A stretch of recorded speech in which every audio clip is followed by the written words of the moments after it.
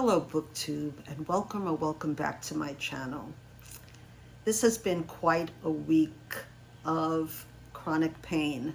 So what do I do when I'm in a lot of chronic pain? I read, and I have a lot of books. This is March Mystery Madness, as some of you know, and I've read a lot of mysteries, but I also read other books that I want to touch upon. I didn't want to make this a really long video.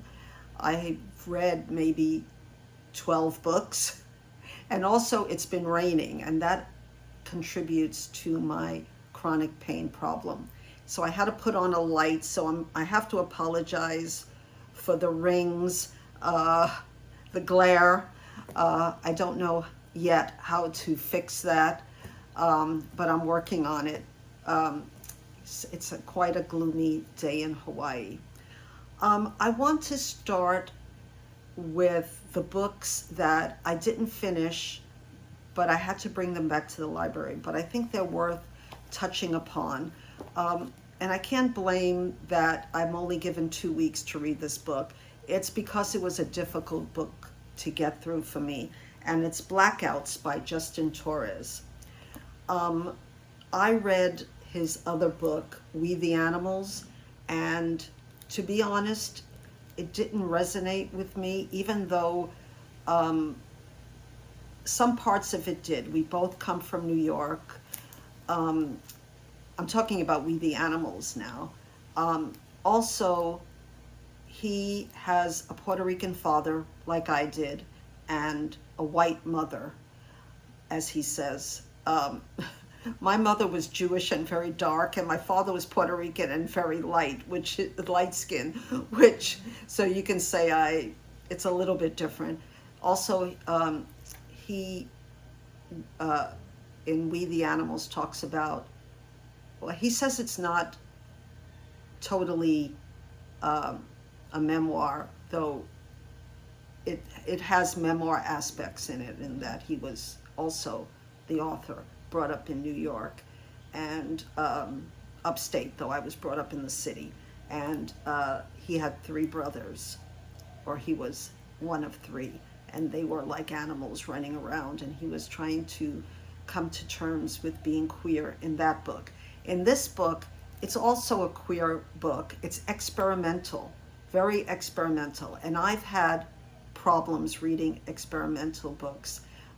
I loved In the Dream House by Carmen Maria Machado, but it took me a long time to get through that book. Now this book is even, in my view, more experimental. It's about queerness. So it says, out in the desert in a place called the Palace, a young man tends to a dying soul, someone he once knew briefly, but who haunted the edges of his life, Juan Gay. Playful raconteur, child lost and found and lost, guardian of the institutionalized. And he had a project to pass along, and that's what this book is about. One built around a true artifact of a book, Sex Variance, a study of homosexual patterns and its devastating history. And in this book, which I don't know if I haven't figured out if it's a real book or not, but he had to black out the subjects' names, the queer subjects. So if you look at this, it's a lot of blackouts, and that's what it's about. Another booktuber told me that why I picked it up, because I tend to stay away from experimental books, is that it talks about a Puerto Rican phenomenon, which is epilepsy, and it ran in my family, and I haven't got to that part. I'm hoping to take it out of the library again and see if I can chew it all. So that's a book I haven't read, but I want to read.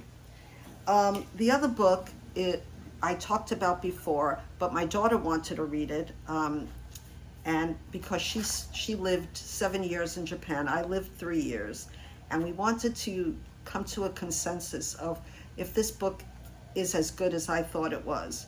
And she had some ideas that I want to share with you. And this is Days at the Morisaki Bookshop. And it's by, now where is his name? Oh, Satoshi Yagisawa, and it's translated by Eric Azawa. And it's basically a book about books in a way. It's a book about a bookshop, and it's Days at the Morisaki Bookshop. But it's also about Japan, and it's about culture. It's a very quiet book. And my daughter said in her review, she gave it 3 stars, I gave it 3.5. She said that if you don't really know Japanese culture, it might seem quiet and boring to you. And the translation, though very good, she said, might not give you the full extent of what Japanese culture is. For example, she said to me that there's a part that where the girl, who's the main character here, the young woman, goes back to live with her uncle at the Morisaki Bookshop. And when she goes back, she says, Tadaima, or she says, here I am, and he says, Okane arigasai. I might be saying it wrong. I've lost my Japanese, which means you're here, or good, you're here. But in English, it doesn't really translate to what that really means. I'm pleased, I'm so glad you're here. It just says, I'm here, okay. But in Japanese, it would mean more than what it means in the book. So what is the book about? Basically, this woman goes through a heartbreak, a lousy guy, basically, and she's heartbroken. She's also humiliated because she finds out he's going to marry another woman in the company that they both work for. And I talked about this before, and I said that really happened to a friend of mine. So not only a friend of mine, she became my nephew's wife for a short time. But anyway, it does happen, but it feels maybe fake because, why would that make a woman feel so humiliated? If you don't know Japanese culture, you wouldn't understand how terrible a thing that is, and why she had to quit a good job and actually move to another town. And the town is a place where many bookstores are, and it does exist in Tokyo. So it's a quiet book, but I loved it. I gave it 3.5 stars only because I felt that it could have been a little more, there could have been a little more action to it. But then I realized that even the action that was there was more than would possibly happen in Japan. My daughter told me that most of the time if something like that happens, her uncle would have said, that's life, or in Japanese, in other words, well, nothing we can do about it, that's life, But her uncle did something about it. So that's what maybe makes it, to a Japanese audience especially, more exciting. But anyway, I like this book, and there's a second volume that I think I'm going to read. Okay, now those are the books that I haven't talked about before.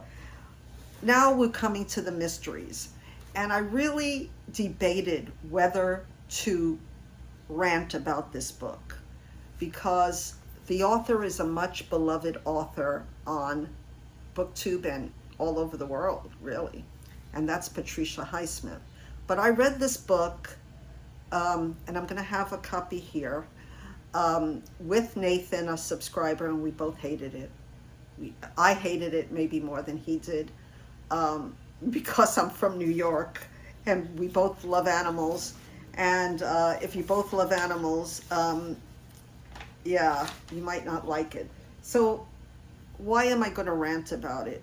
I think the main reason I'm going to rant about it is because Patricia Highsmith is known to be a wonderful author of The Talented Mr. Ripley. And she also wrote a book that I liked very much called The Price of Salt. about a lesbian affair that I thought was, she wrote it in 1952, and I thought it was really, really a good book. I'm not sure, I might have a copy, not of The Price of Salt, but I know I have a copy of A Dogs Rant, so I'll put it here. Why do I want to rant about this book? Some people gave it 5 stars. Some people hated it. They said it was the lowest rated book on Goodreads for her. Okay, so what I said was, the publisher took this book out of print and it should have stayed out. It's a so-called murder mystery that starts with a dog being kidnapped by a really detestable man and held for ransom. And then we have this sad sack kind of guy, Clarence,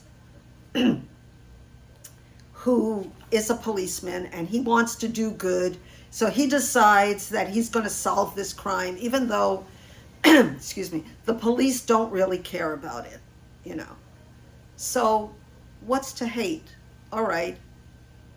We find out that the dog is murdered very early in the book. And I don't think that's a spoiler when you read the book. But the book is not really about the kidnapping, really, about the dog kidnapping. And though the murder of the dog is not pleasant, it's very unpleasant. It's not what you would say, this is the most terrible animal abuse book that I have to read, that I ever read. What I hated about it was the racism. Patricia Highsmith had a terrible name for every race, ethnicity in New York at that time. Let's put it that way. I hated it. That's not all that I hated. I did study criminal justice in college. And this takes place in the 70s, was written in the 70s, yet the police procedure that is followed is something out of the 30s. First of all, when Clarence, I don't want to spoil it, but he gets into a situation where he's injured during the book. I won't go into why or how. And usually the NYPD would gather around that person and it would be something big that's not even mentioned. Instead, he's put into a room 30s style, almost with the, you know, the old-fashioned light hanging, and has to walk around the room. It's almost like something that would happen in a third world country, not in New York in the 1970s. I hated that so much because nothing happened that was even partially the way things would happen. And then toward the end of the book, it's almost like she forgot. She was like, oh, I got to end it. I don't know how I'm going to end it, so I'll just end it something terrible. Terrible ending. Yeah, hated it. Hated this book. I'm sorry for the rant, but let me see if there's anything else I hated this book. I just said I hated it. So the main character, he's pathetic. Patricia Highsmith hated him. I read somewhere she hated men just a little bit more than she hated women, and that she was a misanthrope, hated everyone. Though she was a lesbian, she treated her partners really well, really badly. But,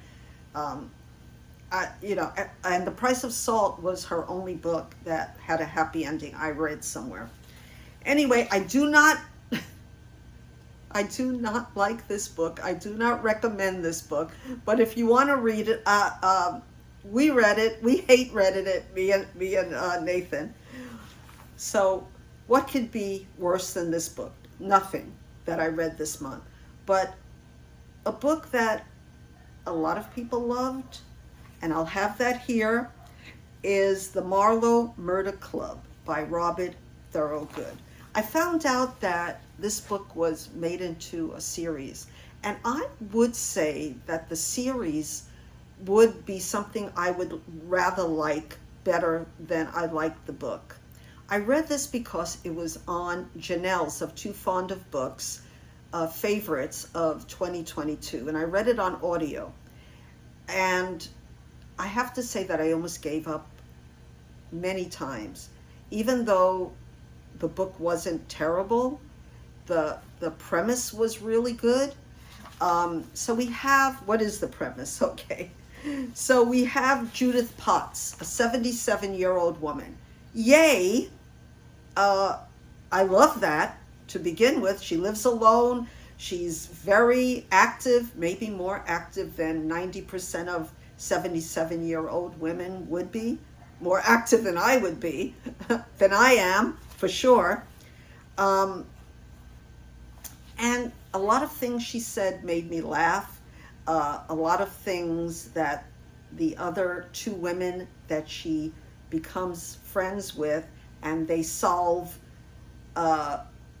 attempt to solve a murder, basically. Okay, those are the good things about the book. She made me laugh. Well, he made me laugh, which he's Robert Thorogood. And that's another little problem I have. Sometimes, a lot of times, I have problems with men who write women. It's not always a thing. There are male authors who write women well, but in my mind, it's a very difficult thing for a man to write a woman well. And I don't think he wrote these characters well. They're almost cartoonish. The plot, that's the worst of it, is so convoluted. Even though I guessed who the murderer was, the minute that I met them, I still felt that it was a convoluted plot. It was almost cartoonish by the end. And the writing, okay. I listened to it, so it must be worse reading it. When I said, there was, the narrator, like I said, was fine. But the words, so many unnecessary words, it needed an edit so bad. Lines like, somebody says something. Why do you say that? Answer, what? What I said before. And it goes on and on like that, where I was saying, say it already. That's my Brooklyn coming out. So I gave it 2 stars for the laughs, but it wasn't my type of mystery.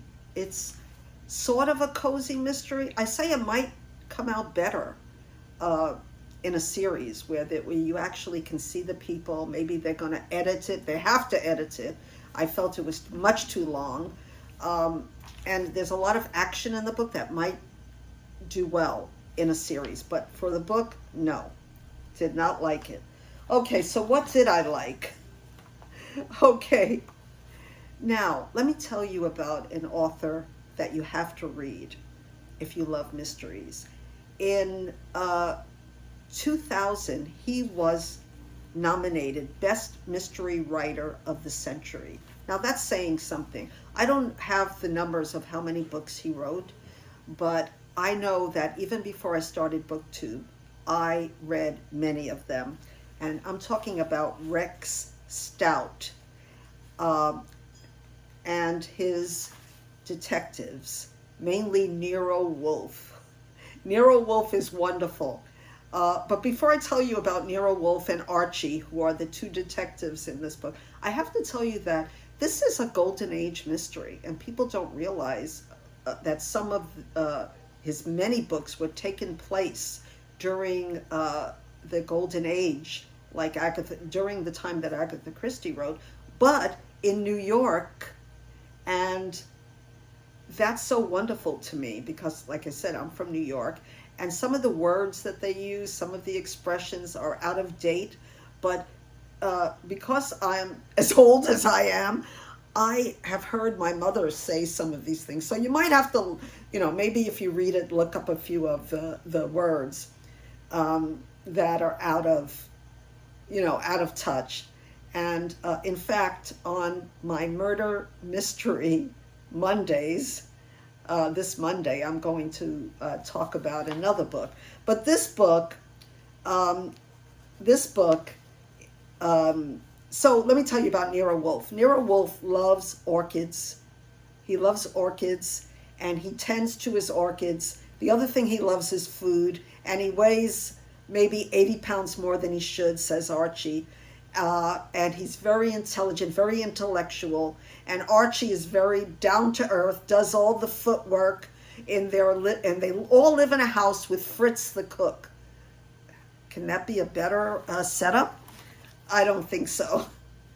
So this book was Death of a Doxy, and I'll have that here.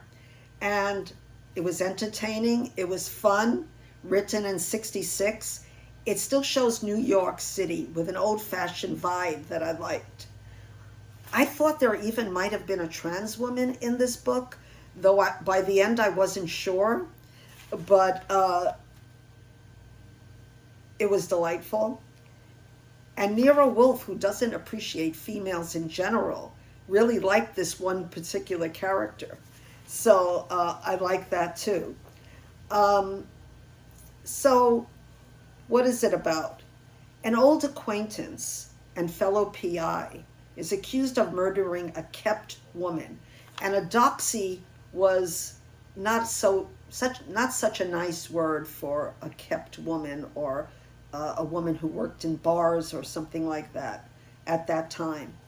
And Nero Wolfe investigates and finds several suspects in a mystery blackmailer, a sexy lounge singer, who I thought was the trans woman, and a cold-blooded lady killer.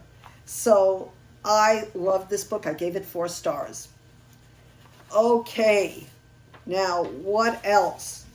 So my favorite book of the month is another Ruth Rendel. And I love this even better than Some Lie and Some Die, the one I talked about on my Monday mystery. This book is everything. I gave it 5 stars. This was also written in the 70s. So maybe Ruth Rendel had a wonderful period in the 70s. I heard later on, for some people, she became too politically correct, whatever that means.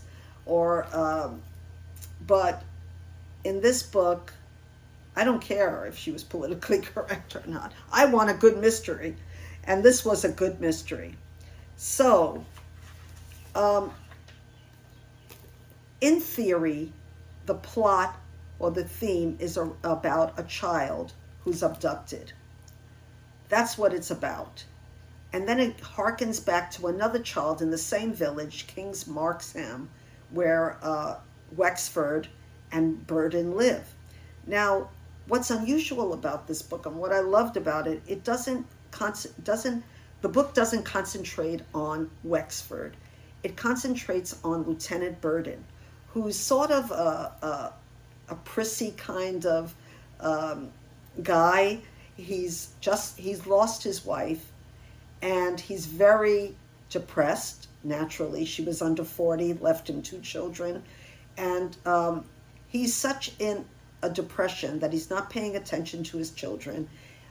His wife's sister is tending to them. She has a crush on him. He doesn't feel the same way.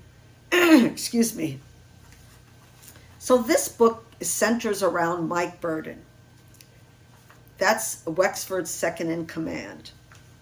And in it, he becomes a real human being to us. He's not so much, he doesn't like to hear about things that are risque. He's not as maybe, really up to date or modern as Wexford is. So he's lonely. And like I said, his wife, Grace, who looks just like her, moves in, takes care of his children. And what is he doing? He's not really helping Wexford. He's really going down in his job. And when this a little boy is kidnapped, and what happens is the mother of the boy, she doesn't really fit into King's Marxism. She's from London. She's a hippie, let's put it that way. And he has a very bad feeling about her. Her house is not clean when he comes to investigate. And he doesn't approve of her at first. And then, let's say, a romance ensues between him and the mother of this kidnapped child. And it was everything to me. It was a romance that was, if it was a romance book, I would give it 5 stars, because the romance in it and the intimate parts were done so tastefully, so romantically, that I said, yes, yes. I won't say how it ends, either the romance or the children, but I will say that this is the type of book that I really love, when we get into the psychological aspects of the people involved. And she does the plot so well as well. She does everything well. Maybe some people said in Goodreads that sometimes she tends to show her learning, by her quotations of, I love all the quotations in this book. And it's funny because Burden, who doesn't know half the time what Wexford is going on about when he's translating Tennyson and Shakespeare, he came up with something that he heard Wexford say during the book, and it was everything. I loved it. Okay, so what do I want to say? Those are the books and more. When I say and more, books that I'm not going to talk about right now, because this it's getting dark here. Let's put it that way. And I don't want to make this video longer than it is. I just wanted to say that on Monday is my 3rd week of doing Mystery Mondays, and I am loving doing that, but I'm not getting as many views on it, and I really want to continue with books that I like, not only that Janelle liked, but I want to continue doing mysteries, because I think on Booktube we're lacking a certain type of book a little bit. There's a lot of cozy mystery booktubers. There's a lot of thrillers that booktuber thriller readers, and there's even pulp and some of that. But I think we're missing a little bit since Janelle left, and also a few other booktuber. When I say left, she left the world, and may she rest in peace, and may her memory be a blessing. But I think I can fill that little niche of books that are maybe more literary fiction, not fiction, character-driven books, like Tana French and Ruth Rendel, and other mystery, not thrillers so much. Not that I'm against thrillers. I'm not against thrillers at all. So anyway, I'd appreciate if you take a look at that video and this video, and please like, comment, and subscribe. I've noticed that my comments and likes have gone way down lately. I don't know why. Of course we don't know why, right? But I hope that I can continue being a booktuber as long as my health keeps up, and I still got all my brains, so that's good. So like I said, please, if you please like it'll be down in the description or in the last video. So just give it a like if you really want me to continue the series. And also give this video a like. And I am reading so much. I'm doing so much in March Mystery Madness. I'm reading other people's March Mystery Madness stuff. And I also want to do some Irish books before the month is over.